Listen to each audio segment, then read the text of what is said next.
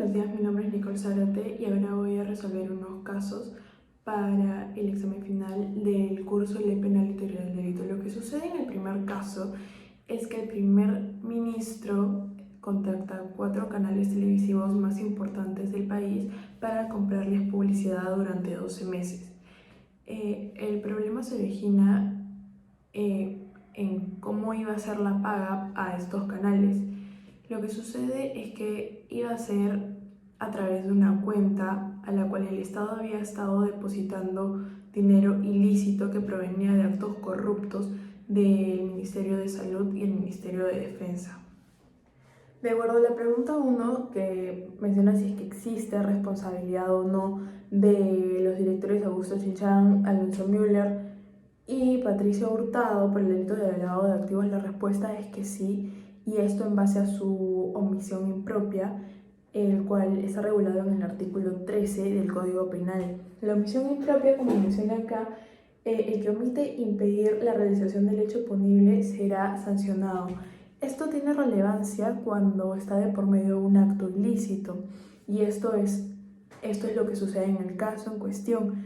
El primer ministro les hace conocimiento de cómo sería el pago por sus servicios y ellos aceptan. Sabían de que el pago iba a ser a través de un intermediario que que quien lavaba el dinero, porque el dinero realmente provenía de actos corruptos de parte del Ministerio de Defensa y de Salud.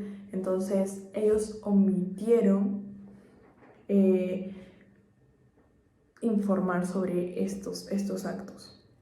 Con respecto a la pregunta 2, en si es que es posible sancionar al primer ministro con el delito de lavado de activos, la respuesta es que sí. Y esto en base a su autoría del hecho punible, que se basa en el artículo 23 del Código Penal, en el que se menciona que el que realiza por sí o por medio de otro el hecho punible y los que lo cometan conjuntamente serán reprimidos con una pena establecida para esta infracción. Esto quiere decir que no es necesario que el primer ministro lo haga con sus propias manos el delito, sino que puede ser por medio de otros. Entonces, y esto se evidencia en el caso porque si el primer ministro es quien se contrata para comprar publicidad para el gobierno en sí, para el partido de su gobierno, hace contrato la empresa con otra empresa, Titán Perú, que no tiene nada que ver en realidad ahí, sino que esta empresa lo que hacía era lavar el dinero. Entonces, ahí se evidencia el conocimiento, la disposición del manejo de las cuentas estas que contenían dinero ilícito proveniente de actos corruptos. Entonces se demuestra que él es parte de esto, él tiene dominio de esta cuenta, de este hecho punible. Entonces sí sería posible sancionarlo. Con respecto a la pregunta 3 de si existe responsabilidad de las personas jurídicas que han intervenido en estos actos de lavado de activos, la respuesta es que sí. En primer lugar está el señor Ignacio Gómez, el primer ministro, y a él se lo juzgaría en base a su autoría, ya que él dominaba todo el hecho punible, el cual es el acto del lavado de dinero, ¿no? Porque tenía una cuenta en donde depositaban plata proveniente de actos corruptos, ilícitos. Luego está Juan Mesa, que es un partícipe, se lo juzgaría en base a su participación por ayudar, por ser un intermediario en el cual él utilizaba su empresa para que no se detectara el dinero ilícito, la proveniencia del dinero ilícito. Era como una pantalla, la empresa de Juan Mesa, y sin esta no habría sido posible de repente el realizar la disposición del dinero ilícito. Entonces el Juan Mesa sería un par. Respecto a Augusto Chinchán, Augusto Müller y Patricio Hurtado, quienes pertenecían a la dirección de la empresa Cosmos TV, a ellos se los juzgaría en base al artículo 13 del Código Penal, en el que menciona la omisión impropia. El que omite impedir la realización del hecho punible será sancionado. Ellos tenían conocimiento de las acciones ilícitas del Estado peruano, de la proveniencia del dinero ilícito, que estaban lavando dinero. Entonces, a ellos también tendrían responsabilidad penal. Para finalizar el caso 1, la última pregunta es: ¿qué sanción le correspondería aplicar al juez en el caso de Titán Perusac? En primer lugar, hay que aclarar que la empresa Titán SAC actúa como intermediaria, con ayuda a la comisión del hecho punible.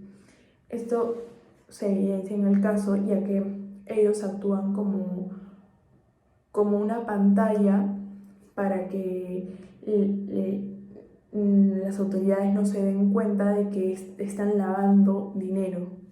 Entonces, se les tendría que sancionar en base a su participación con el delito de lavado de activos, ¿no? Su participación en la comisión del delito de lavado de activos. Con respecto al caso 2, lo que sucede es que asaltan a Maritza, enamorada de Pedro, mientras estaban en la calle los dos, y asaltan a Maritza, le quitan sus pertenencias, la golpean, y en todo este lapso de tiempo Pedro quedó en shock. Cuando sale de su impresión y va detrás de los delincuentes, logra alcanzar a uno y lo golpea con una piedra, dejándolo inconsciente. Es aquí donde se genera también una consecuencia jurídica, no solo contra los delincuentes, sino también contra Pedro. Ahora, ¿existe alguna justificación para el comportamiento de Pedro? La respuesta es que sí, y es la legítima defensa. Y esta a su vez se justifica en el comportamiento típico que tendría una persona que sale en defensa de otra cuando su bien jurídico, su vida, su integridad está siendo dañada o agredida, que es lo que ha sucedido en este caso. No solamente Pedro por ser su enamorado, sino una persona X que ve que están agrediendo a una chica, le están robando, la dejan herida gravemente. Lo que el instinto de una persona sería salir en defensa de esta chica, ¿no? Sería un comportamiento típico. Entonces, en esto se basa la justificación penal que tendría Pedro.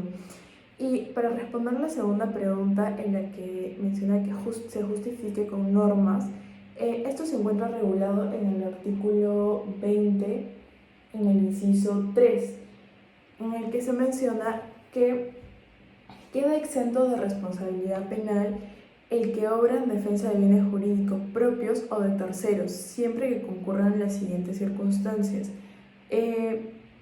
Menciona la agresión ilegítima, la necesidad racional del medio empleado para impedirlo o repelerla. En este caso se trata de una agresión ilegítima de parte de estos delincuentes. Por lo tanto, no queda exento, no es imputable de Pedro, no es imputable de una responsabilidad penal. Respecto al comportamiento de los jóvenes, y respondiendo a la pregunta 3, se evidencia un comportamiento delictual doloso, ya que ellos han querido robarle a Maritza, han planeado, han estado observando a Maritza hasta que finalmente consumaron el acto. Tuvieron la intención de robarle, persiguieron la realización del acto. Y de acuerdo también al artículo 12, las penas establecidas por la ley se aplican siempre a la gente de infracciones dolosas, y esta es una de ellas. La pena podría ser reducida, la pena o sanción que les corresponda a estos adolescentes podría ser resumida de acuerdo al artículo 22, que se trata de responsabilidad restringida por edad. Si bien no se menciona la edad en el caso, como se menciona que son adolescentes, podría tratarse de menores de edad. lo que significa que se les podría reducir también la pena de acuerdo al artículo 22